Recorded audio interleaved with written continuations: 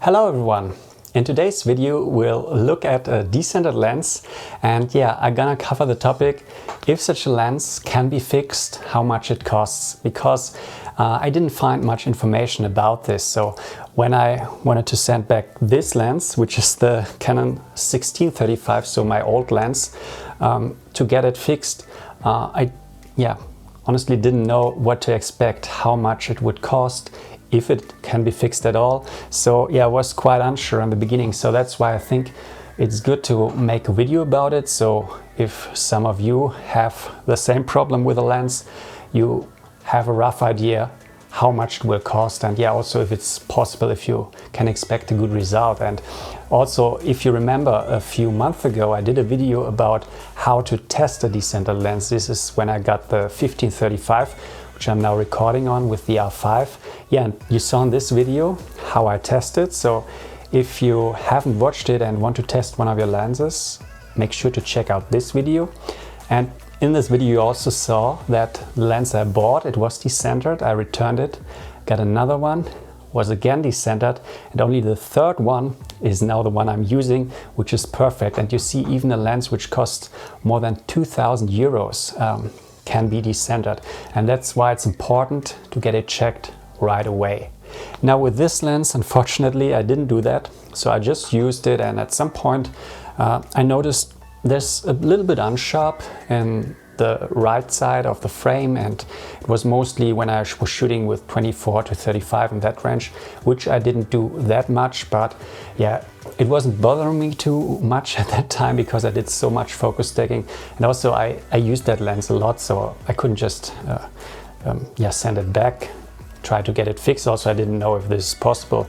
So I waited, I wasted some time, and at some point when the guarantee was over, this problem became more and more apparent. At some point I traveled around the world where I took a lot of photos, and I also had a lot of situations where I just couldn't do focus stacking, so I had to get everything sharp with one shot. And this is when it became annoying, because some photos were just unsharp, so I couldn't get everything sharp, at least at that time, because I didn't know how to really focus with that lens. So normally you might know you can use the hyperfocal distance to get everything sharp in the frame, or roughly sharp. This doesn't work with a decentered lens, and it took me some time to figure it out. So in the end it was usable again. I knew where to focus, but still it's a hassle. And now I want to sell it, and I can't just sell a lens where I know it's decentered, and I can't expect somebody who buys it to then cope with the same problems I had. So that's why I decided now it's time to fix it. So what does this cost? Let's start with this information. So I sent it back to Canon, and it cost me 190 euro to get this lens fixed, which I think is quite much, and also I had no numbers to compare it to. Also, that's something where you can also help a bit. If you have also a decentered lens which you got fixed, just leave a comment how much it cost you, because I think this is information which should be available somehow. So in case somebody else wants to get a lens fixed, he has a rough idea what it could cost. So 190 euros, and did they fix it? And I'm glad to say at least this worked. So it's now no longer decentered. It has now perfect sharpness. It works as it should have worked the last 7 years. So maybe I should have done it much earlier.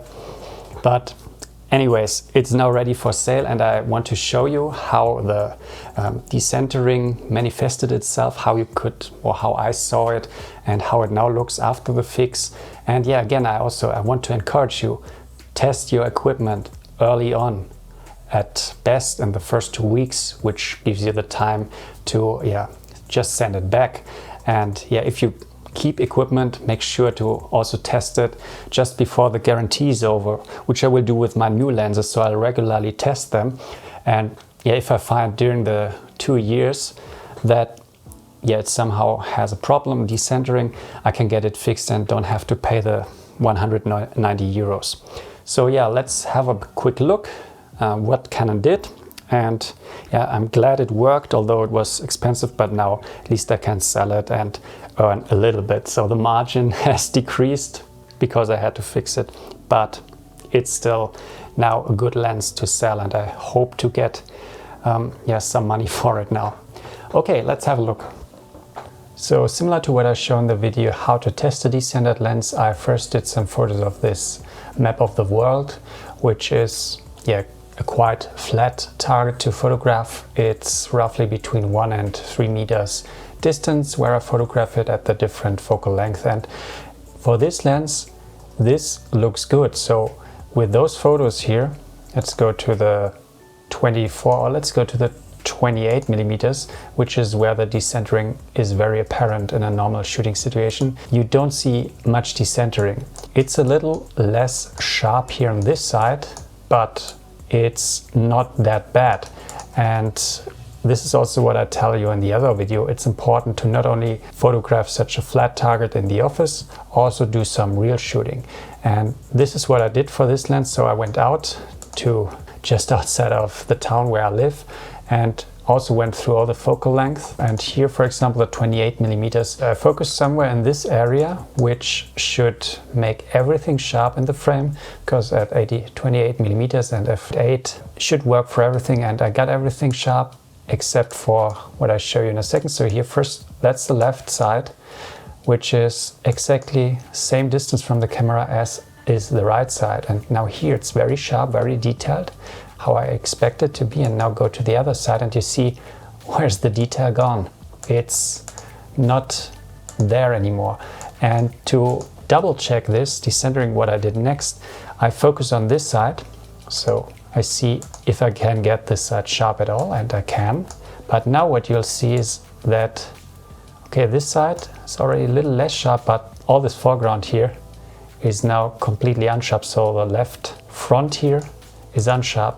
So this tells me it's a bit decentered. Here, for example, with this frame, everything was sharp. Also here the foreground, except for the very far corners, everything was sharp except for this side. And now when I focus on this side, everything is sharp except for this left foreground. And this is also how I coped with this decentering, just doing focus stacking. But it's quite annoying, and it was even more apparent if I went to, let's see, 35 millimeters. Let's see if I have a shot here. So if we look at this side, there's not much detail, and on this side we have a lot more. So it's really annoying to work with such a lens, and I should have, as I said, fixed it or gotten it fixed much earlier. Now let's have a look how it is after the fix. So I again went out, so landscape has changed a bit now. In 1 week, winter was here for a few days, and let's directly go to the 28 millimeters. This time again start here looking at the left side to see all the detail. Looks very good. And now on the right side, which is interesting, or what I'm interested in, it's now also detailed, especially this road here. Let's put both in comparison. Now if we look at this side here, the road is just, no detail at all. Here you see it's a lot more detail on this side. So this is now what this fix did. I now have a lens which shows the right sharpness everywhere. So also here the foreground can go onto this side, can go to this side, can go to this side. Also now it's sharp right to the edges. So this is now a lens which you can actually use. And I also checked all the other focal length, also at 35. It's now much better. So let's zoom in here. So now here you see fine detail. I underexposed a little bit, should bring up the shadows, but the detail is there, which you also see in this road, and same is true for the other side. So yeah, luckily it got fixed. Also, what you should know, if you send something in for Canon Customer Support, and I believe it's similar for others, if you get the quote what it would cost, you still have a option to say no, you don't want to have it fixed because it's too expensive. In that case, for Canon, for example, I would have had to pay 30 euros, which is the cost for checking the lens and everything. And yeah, this wouldn't have been too bad. So it doesn't hurt to send in a lens, I think, if you think it's decentered, to have it checked, because in the end, yeah, it's not worth waiting for years as I did. I should have just done this much earlier, and as you can see, it's possible. Also, very important, make photos before and after, and make photos which you can compare. So in case they don't fix it, which I don't know, could happen because they look for another problem with the lens, or they don't have the same test data. For example, as I said, if they just test with a flat test shot, you might not even see that it's decentered. So I always hope that they're professionals, they do things right, but still double check it afterwards. And then if it's not fixed, you have something to prove it and maybe get back your money. That being said, I hope you found this video interesting. As I said, leave comments if you have similar experiences, if you have gotten a lens fixed, how much it cost. Also, I think bigger, more expensive lenses might even be more expensive to fix. That's just a guess, I don't know. So this lens here, I think I paid 1,000 euros for it when I bought it. It's still out for, I think, 900 euros now if you buy it new. Fixing a lens for 200 euros, so it's, as a percentage, it's quite much for the complete lens. But yeah, it's just something you have to decide for yourself. And yeah, see you in the next video. Bye bye.